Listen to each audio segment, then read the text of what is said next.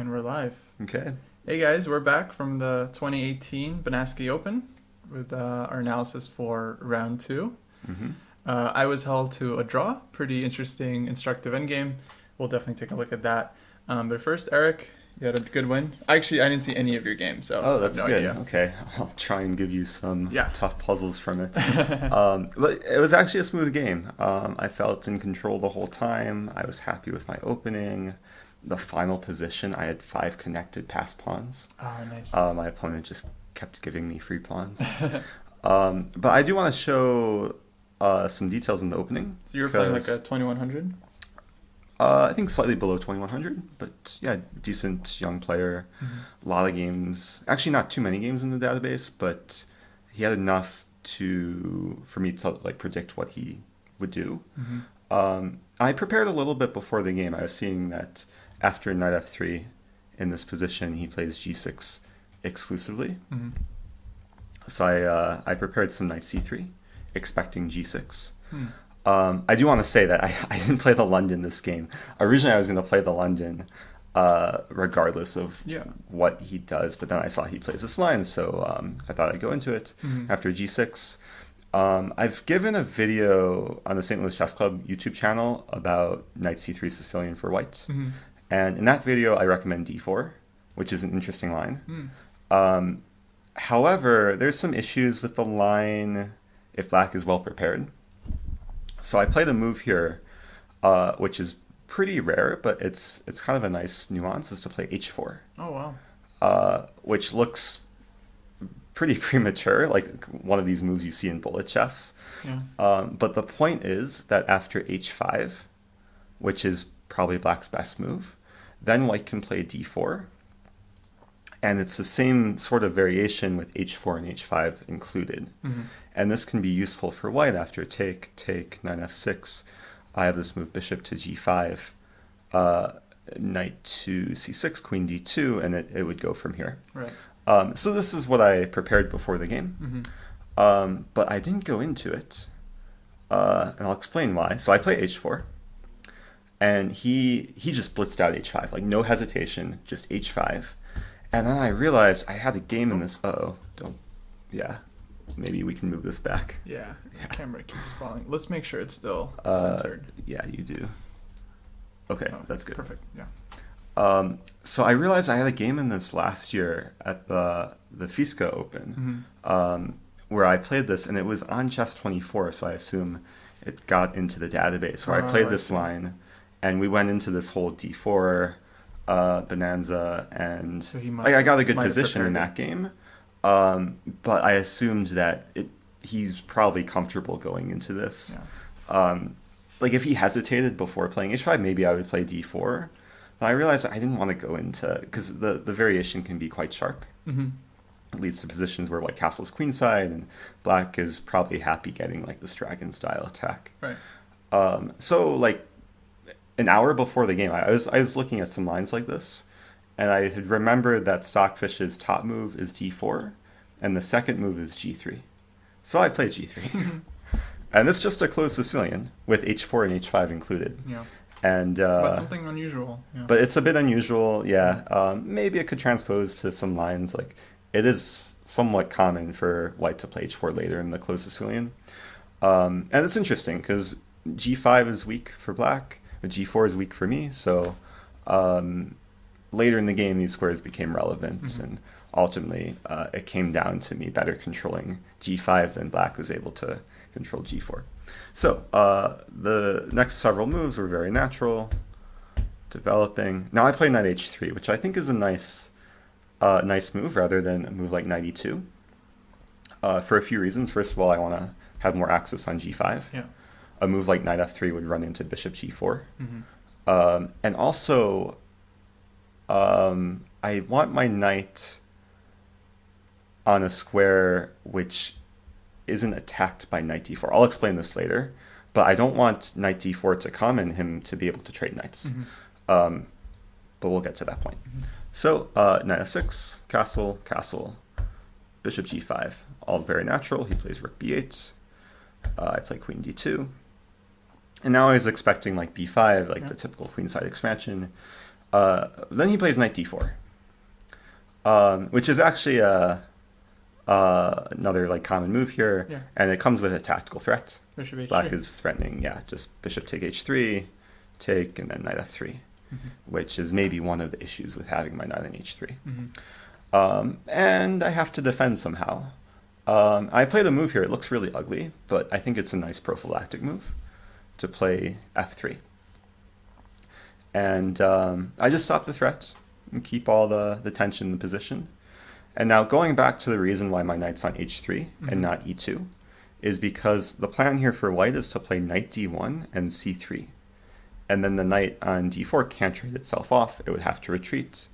And then I would slowly expand in the and center. black feels a little cramped. Exactly. Yeah. And that's essentially what happened. I was expecting b5 here. He played queen b6, which is maybe it's logical. It's targeting b2, targeting my king, but it didn't really combine well with rook b8. And like the rest of the game, his rook was just like it had no purpose on b8. Yeah. And after queen b6, it's just combined well with my plan, knight d1. And I'm pretty sure he didn't realize like the strength of this move, because now like this whole the queen on b6 just doesn't make much sense. I want to play c3, and it's actually not clear what black should be doing here. So he took a long time. Like he took a long time to play queen b6, and he took a long time here. And he so played c4 here would be a blunder because of like bishop e3. Yeah, bishop e3. He's trying to target my king, but then I start targeting his queen, and then c3 is coming. Right. I calculated some line like if he takes c3, he has knight e2, and it could get weird. I think the knight's getting trapped because d3 should hang at some point. Right. But I also just have queen take d3. Right. Yeah, Life is good. Yeah. So that didn't happen. He played e6, which I don't know if I understand. Maybe he wants to play d5. And I was in no rush here. I played king h2, just improving move. Typical for these positions to get off this diagonal. He played king h7, again after a long think, which made me feel comfortable, like he doesn't know what to do. Right. So I continue. I play knight e3, and then he played knight to g8. So now he has some idea of playing f6 and potentially trapping my bishop. Except there's no real trap because I always have knight c4 if necessary. Yeah. And I began realizing in this position I just have so many different resources to improve with tempo. I have c3 at my disposal. I have knight c4, targeting the queen, targeting the pawn. I have bishop f4, targeting the pawn. I have knight g5. All of these moves can kind of come in combination, come with tempo. So I took some time here trying to figure out like the move order because there's so many different possibilities and different move orders. I do want to make a point. When I played knight e3, I did leave the b pawn hanging, but I just assumed it's too dangerous for him to take it because I have like rook b1, knight c4, and d6 is targeted. Yeah. So, okay, so I'm in this position. I have all these resources, and okay, I'm happy with what I did. I played c3, knight c6, and then bishop f4. Attacking the pawn and clearing the square on g5 for the knight, and trying to provoke e5. Yeah. Because if he ever plays e5, I get the d5 square, and that's what happened. So it was some nice positional play, knight d5, queen d8. And now I have a choice. Looks like I should move the bishop, but I was debating here, of course, between the two bishop moves and also knight g5 immediately. And I realized I shouldn't play bishop g5. Like it's very common to include bishop g5, provoke f6, Right. and then move back. But f6 is actually a useful move for him because it controls the g5 square. So I just moved back right away. Yeah, it reminds me of my game from yesterday where I don't want to provoke him into making a good defensive move. That's In that true. case, it was f5. Right. Here, f6 seems, well, just like f3, seems very useful. Yeah. Exactly, yeah. And like, throughout this game, I was just trying to put him in situations where he had decisions to make. Yeah. Like a lot of moments in the middle game, he had to try and figure out the best path forward Mhm. with many options to consider. And I found that's sometimes the best approach against lower rated players. Just give them options. And Yeah. in this game, he sort of he just didn't find the right plans. Here he played the natural move, knight ge7. But there turned out to be a problem with this move after I simply take, and then f4. His knight is actually very misplaced on e7. It wants to come to g4, but it's very slow to come there. Right. And meanwhile, I have the g5 square, and after f4, the center is opening up. He played f5 here, which is maybe a decent move, but and his idea was to prevent me from playing f5. Yeah. Because this is my threat: f5, g take f5, and queen e2. Right. You can't defend this pawn. It's very thematic pawn sacrifice. You play f5 and then Right. just leave it. Yeah, Whatever especially happens. Yeah. like this is all like after the was it the third move? After the third move, h4, h5. It's already an idea for white to have like long-term f4, f5 to break apart the kingside. So he plays f5 himself. And then my next move, I didn't really calculate too much, to be honest, but I just relied on intuition. I played d4, or no, I played knight g5 check, and then d4. Nice. And there's so many different captures. Like there's there's 4 different pawn captures to consider here for black. But I realized like my pieces are just on better squares compared to his. Your rooks are connected. My rooks are connected. Yeah. He's not fully developed, and like the general rule is, if your pieces are in better squares and the center opens up, it should favor you. Yeah, for sure. And that's essentially what happened. I think he just played a move here, not realizing one of my threats. Did he play d5? I was like daydreaming about d5 and then c4. You would just play c4. Long-term g4, b5. Okay, I didn't want to get carried away, but who can put all their pawns on the 4th rank first? One of my threats is very simple: to take either pawn, and after the d pawn takes back, I take on d8 and play knight f7 with the fork. So he played a move to attempt to prevent that, queen c7. But I think he just forgot that now the d pawn is overworked, and I just take, and I win a pawn. So maybe he had something different. During the game, I was thinking that maybe he would... Okay, now I'm forgetting because there's so many different pawn captures. ef4 looks kind of like useful, but I don't know. Yeah, wait, you said ef4? Yeah. Yeah, maybe ef4, bishop take f4. I have some pressure here. Oh, for sure.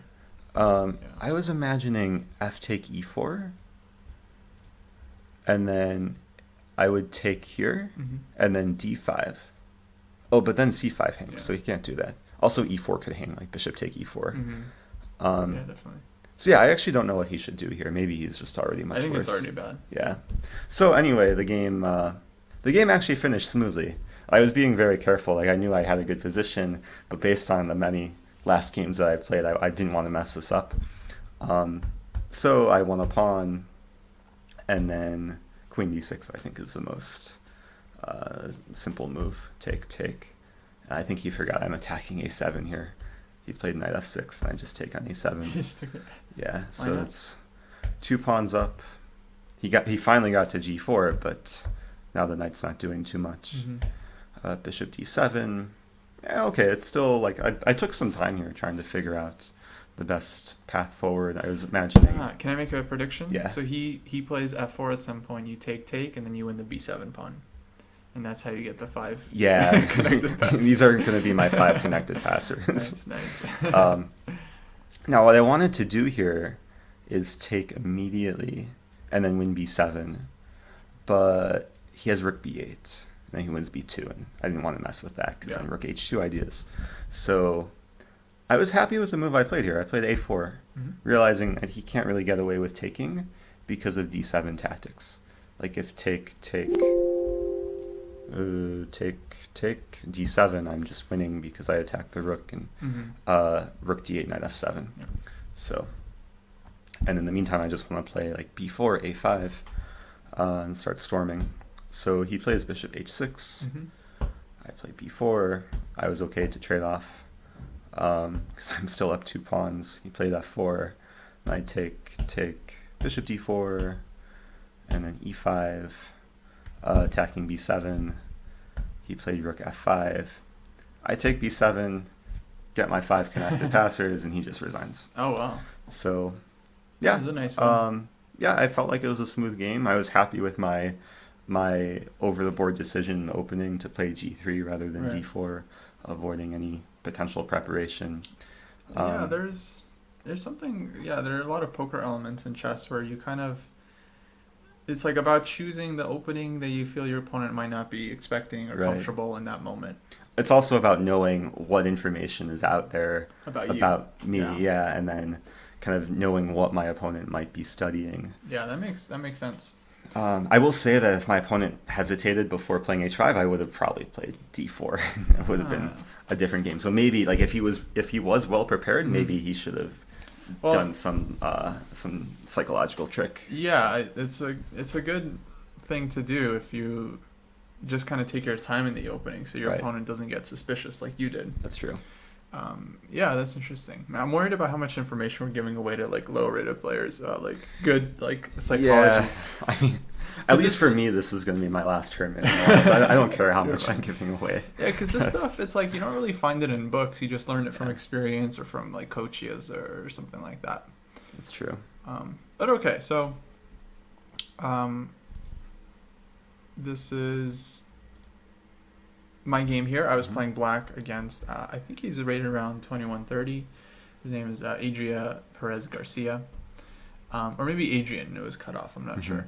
But okay, so we got the opening I more or less expected, c3 Sicilian, which he's played almost exclusively. And I stuck to the line I typically like here for black, which is just to play e6, d6, and specifically avoiding putting the knight on c6, which is very common, but I like playing with the knight on d7 in this kind of position. Because it puts pressure on e5, but it can also jump to f8 at the right moment and defend the king side. Strategically, anyone wondering about this position, it's pretty double-edged. Like white definitely gets his attacking chances on the king side because of the e5 pawn, but in return, black gets this fantastic d5 outpost, and if white's attack doesn't really succeed, then strategically black is just slightly better.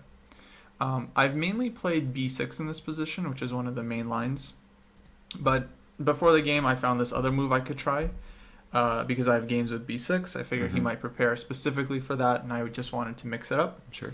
So I play knight d7. He plays bishop d2. I'm not sure if it's the best move, but it's sort of normal way for white to play. He wants to play knight c3 and then take with the bishop. I took on e5. So I didn't see the opening, but I saw the position like later middle game, maybe around move 20.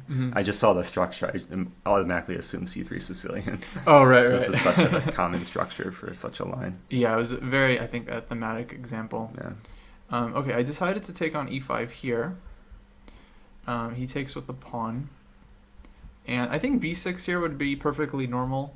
But I came up with this move knight c5, which I saw in different positions, and it looked like it was interesting here. After knight c3, which he played in the game, the idea is to play knight b6, and I'm just taking his bishop, which is arguably his most important minor piece.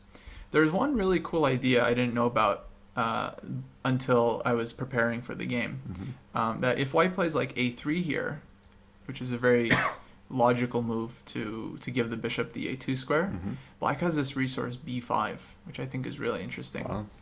So if he just goes back, then I'll play a5 and like bishop a6, and black is doing great. Huge Queenside counterplay. play. Yeah. So the idea after bishop takes b5 is to use the a3 move and play knight b3, and just get this kind of like positional domination, where my knight is just gonna sit on b3. I get to play like rook c8, and If he tries to kick you with like bishop c4, bishop c4, that's a good question. I'm not sure exactly what to do here. I feel like I might be able to just take on d2, because if knight takes d2, knight knight f4 f4, might be...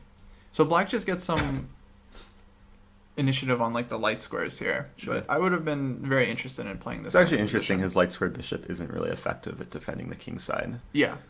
can't really challenge your light squared bishop. Hitting e6. So that's a cool idea, but he plays knight c3. I'm wondering, knight can he play d6. b4 instead of knight c3? Yeah, b4. I think I was just gonna put the knight on a4, and then he can't develop. That's true. And then I'll just play like maybe knight b6 and probably develop this way. Gotcha. But okay, so we got this, and he can't keep the bishop. I think he chose the best move, rook d1, and then I took, and I'm behind in development, but I have this move queen d3, which I was very happy to find. Nice. And I think objectively he should actually just keep the queens on the board, like queen g4, and then I was probably going to play something like queen g6, but I think that's better than what we got in the game, because he traded, and then he plays rook b1. He really should have played this move bishop g5 right away, and then after I take, he takes on d3, and we get the same endgame as in the game, except he's I think up a tempo, because he played rook b1, I played b6, and then he played this move, and then his rook on b1 just is it's useless. Yeah. I think Stockfish pointed out I should have just played like rook d8 here, with the idea that like bishop g5, I can probably just meet it with f6, and my knight on d3 is super strong. It's a good idea. But I mean, I was very, very happy with what we got in the game.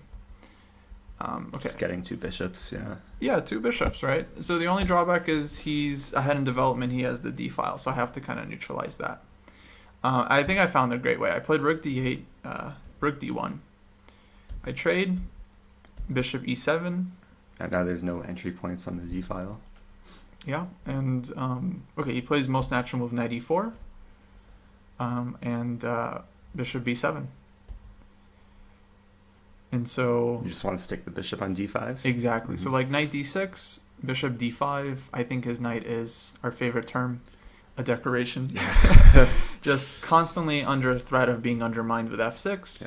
Yeah. His rook has a very hard time getting active, because even on c7 it's not going to be doing that much. I'm already threatening just to take and win a pawn, just bringing my king, and yeah, I think black is just huge advantage here. So he played kind of the critical move rook d7, and then this is a good time to pause for you guys to figure out what's black's best move here. Looks like there's only one option, but there is indeed a second option. I think I know it just because I know what happened or what position you got later in the game. Can it be rook d8? Rook d8, exactly. So I'm forcing the trade of rooks using simple back rank tactic. I do think I could have also just taken on e4. I was actually debating in the game whether to go for rook d8 or bishop takes e4, because I feel like the rook and bishop here are a lot stronger. So for example, I was thinking about some line like maybe rook c8, h4, h6, and I can also play a5. But if he takes here, to me this endgame looks like just much more pleasant for black, because I'm threatening on both sides of the board. I'm wondering, oh, he doesn't have rook 8, rook f8, because your bishop is so strong. Yeah. Yeah, sometimes like in a practical situation, you wouldn't go for this because it's simplifying a lot. Right. Yeah, I kept the two bishops.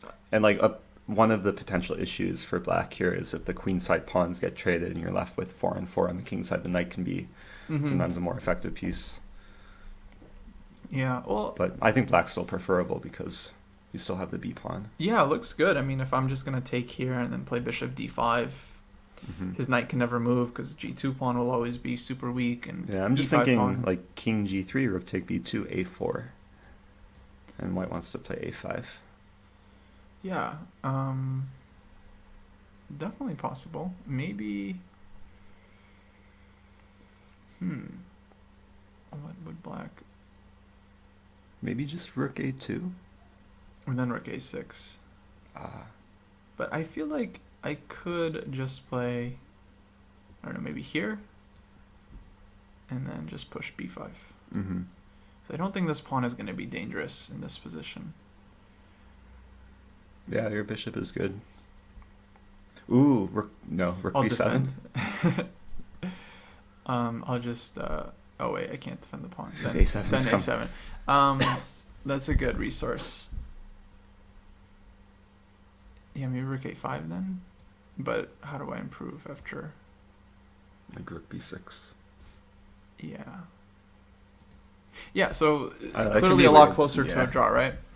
So I think I made the right call.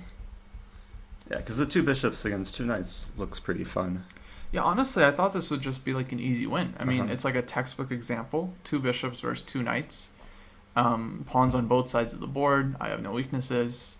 And probably at any point you can play a move like bishop take knight. Yeah, I can trade off. Which is one of the advantages of positions like this. Yeah, you always have the option. Yeah, it's surprising. I mean, already, like, knight d6 actually I think is just lost. I mean, I can play bishop d5, but I can also just take, put the bishop on c7. Yeah. And he either has to give up the pawn or he's going to go into losing king and pawn endgame. So he made the right call. He plays knight d2. Bishop d5, b3. Okay, I think this is now the critical moment. And bishop c7 is not the key idea. That's just something I did earlier. So no spoiler there. So here I think is where this would be a very good strategic puzzle. Like black to play, you have the slightly better endgame. You know, computer is always going to give minus 0.5, 0.6 here. But you have to find like a concrete plan to really improve your position. During the game, I considered a couple different moves here. The decision I made I think is not bad, but I ended up regretting it. Actually, like I ended up drawing this game, and so for like 2 hours afterwards, I was just like going over the game. Like, where did I miss like the chance to kind of really, and I think this was the moment. And then I feel strongly that this is kind of the key idea. I mean, right away it just feels like a critical moment because you have all these different sort of ideas. Do you play on the king side with g5? Do you play on the queen side with a5? Do you bring your king in to improve the dark squared bishop? So it's just seems like a big decision moment. Yeah. Well, in fact, I feel like black has a number of ways to play. I think we're just like statically better. During the game, I was thinking about the classic Russian principle, do not hurry, where, you know, white has 0 counterplay. Neither of his knights can do anything. And so from black's point of view, I should just very, very slowly improve, inch forward, bring in my king, and eventually try to create a weakness. You play king f8? No, I didn't. That would be a normal move. Okay. I ended up playing f6. And my idea was to just create more squares for the bishops. So he's kind of forced to take. And I really like this fluid pawn structure because it's kind of like anti-knight strategy. Just defends all of the advance points. I think there's a major drawback with f6 is you trade off one of white's weaknesses. Yeah. I think you want to leave the e5 pawn there. Yeah, no, believe me, I was hesitating a lot before playing this move. What made me decide to play this eventually was just that I felt like I'm probably going to play it anyway, so might as well just play f6, king f7. Then after the game, I realized what I'd missed. So I also considered this move g5 quite seriously. Because it's a common idea to try and like fix the structure. And I threaten like g4, for example, and then he loses the pawn. Yeah, you also have ideas like king g7, king g6, king f5. Bringing the king to f5. Yeah. But I thought he plays g4, and I didn't see how to break this. So I backed up, and I'm like, well, you know, what would be the next logical move on the king side to consider? h5. h5, right? So then I thought about h5. Prevent g4, yeah. Okay, so start with this one. And this is kind of the plan I highlighted that I didn't realize during the game. So I thought, okay, he'll just play h4. And again, I didn't see how to break through. And I thought, well, why commit to this if I don't have to? I should be flexible. But then I realized, yeah, I can put the bishop on c7 and just bring my king to f5. And, like, how is he going to defend the pawn? It's true. I mean... That's a great positional exercise. It's like... It's so simple once you see it. But I think it's hard to consider. Yeah. Especially... kind of narrowing down the option to h5. So I was bummed that, you know, I didn't win this game, but it was a small consolation to kind of figure this out without using the engine afterwards. That, like, this would have been the way. And even, I guess, from a practical point of view, even if he does have some funky way of defending the pawn, it does make sense to kind of start with this, ask white what he's going to do, and then if I really need to play f6 in the future, I can still do it. Like, the only... Like, he could maybe bring the king to d4. Yeah, like that definitely seems possible. Like king f1, or let's say king h7, king f1. King G6. But I think the key idea here is to play B5. And the bishop can also come to B6 and hit F2. Makes sense. So if his king comes to D4, he just loses the pawn. That's nice. Yeah. I also consider this one line where if he plays like G3, with the idea to play knight G5 check and F4. I mean, the only way to defend the pawn, really. But now F6 is much stronger because he's given me this G4 square for the king, nice. Which I don't get in the game. So that was it. I think that's a instructive moment. Okay, but I played F6. I still think black is clearly better here. I push B5, bishop B6, and he plays knight E1, which I think is a good move. He actually plans to bring the knight to E3, where it's going to be well placed.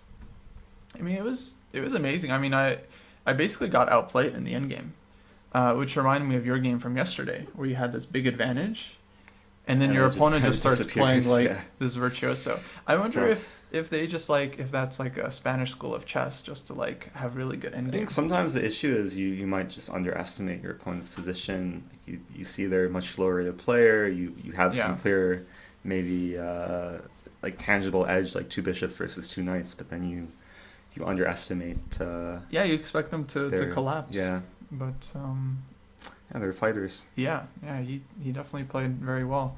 Okay, I pushed E5 and A5. I think this is the one move I'll highlight as a concrete mistake. Like nothing else I've done is objectively wrong other than probably this move, because now my B5 pawn ends up weak for the whole game. I really should have just stayed flexible. I mean, his next move is knight E3. I should have just pulled back, knight E3, and then maybe a move like king G6 just to get out of the way. And I think I have big chances here to convert. Compared to the position I got in the game, this is like a dream. So what happened was, okay, A5, knight E3, I go back, knight E4. Now he threatens knight D6 check, just winning the pawn. And if I play a move like king E7, knight C3. Knight C3 is a big problem. So many forks. And like already it's like, how did this happen? And I'd be forced to maybe trade off a bishop. I'm still slightly better, but I don't want to trade yet. So I end up going for bishop C7. And then he just jumps in, knight C5, knight D5. And now if bishop D6, he can play knight E4. And if bishop E7, I allow him to trade off. And again, I would still take black here, but his position is pretty good. So I chose bishop D8. This is around where my game finished. Oh, I just saw your position. I was what happened to your bishops? They were so good earlier, and now they're just doing nothing. But like, man, I think this is one of like this is one of the oddest endgames I've ever played, because all 4 minor pieces have no moves. Like they're all dominated. If at any point like he moves his knight and allows me to like come out with either bishop, then I get my advantage back. Right. But for the moment, if he just keeps his knight here, I have no way of attacking them without allowing him to trade, and my king has no way of improving either. I just control so many squares when they're next to each other. Yeah, this was unbelievable. So one thing, like knights can be very strong when they're coordinated. Yeah, power of 2 knights. Like it can't be underestimated. Yeah, wondering they need to rewrite those endgame books. Yeah. Wondering if you could like fianchetto your bishop on G2, like bishop H3, bishop G2, attack from behind. So the problem is whenever this bishop moves, knight B7. Knight B7. But there's a lot of lines I consider, like bishop H3, knight B7, and then I pull back, assuming my bishop isn't hanging with check. Yeah. But in this case, he can even just play F3. Just start with this move, and then he's always starting knight B7 to trap my bishop. And if my dark squared bishop ever gets out, he has like knight B6 ideas to trap the other guy. But okay, he plays king E3, king G6, king F3, king H5. So if he allows me to get my king to H3, I'll keep my bishops on the back rank. I mean, his knights aren't going to attack anything, and if my king can get in here, then I can make progress. But he plays king G2, which is a really good move, and he finds the right plan to put his pawn on F3. Okay, so now I start heading back, and I played F4. I think objectively, from the moment his knights got to d5 and c5 until the end of the game, I never had any chances. Uh-huh. I mean, maybe I really have to dig deep. Maybe there is a way to kind of pose more problems, but objectively, he's drawing. Mm-hmm. Now, I got close here because I played f4. And then he played this move, knight e4 check, very quickly, with the idea that king f5, knight d6.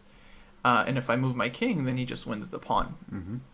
But I played king f5 quickly, and then he panicked because he realized, oh, whoops, knight d6. e6, yeah. Is one of those situations where we trade off the minor pieces, but an excellent Knight gets stuck. Excellent version. Yeah, his knight is just straight up trapped, first of all.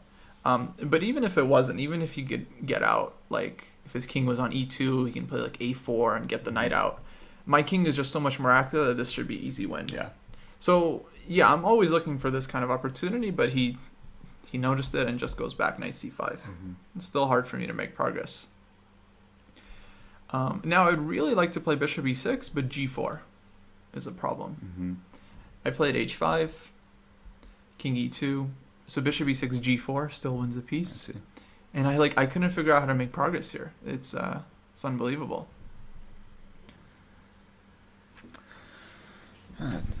Tough position.